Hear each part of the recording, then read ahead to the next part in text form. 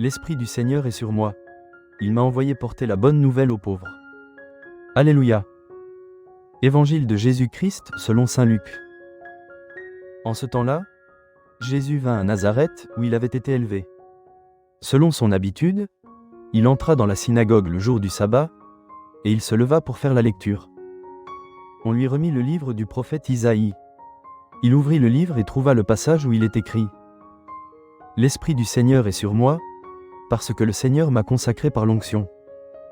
Il m'a envoyé porter la bonne nouvelle aux pauvres, annoncer aux captifs leur libération, et aux aveugles qu'ils retrouveront la vue, remettre en liberté les opprimés, annoncer une année favorable accordée par le Seigneur. » Jésus referma le livre, le rendit aux servants et s'assit. Tous, dans la synagogue, avaient les yeux fixés sur lui. Alors il se mit à leur dire « Aujourd'hui s'accomplit ce passage de l'Écriture que vous venez d'entendre. » Tous lui rendaient témoignage et s'étonnaient des paroles de grâce qui sortaient de sa bouche. Il se disait « N'est-ce pas là le fils de Joseph ?» Mais il leur dit « Sûrement vous allez me citer le dicton « Médecin, guéris-toi toi-même » et me dire « Nous avons appris tout ce qui s'est passé à Capharnaüm.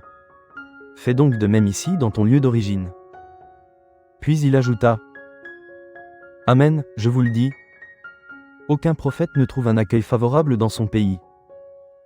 En vérité, je vous le dis, au temps du prophète Élie, lorsque pendant 3 ans et demi, le ciel retint la pluie, et qu'une grande famine se produisit sur toute la terre, il y avait beaucoup de veuves en Israël. Pourtant Élie ne fut envoyé vers aucune d'entre elles, mais bien dans la ville de Sarepta, au pays de Sidon, chez une veuve étrangère.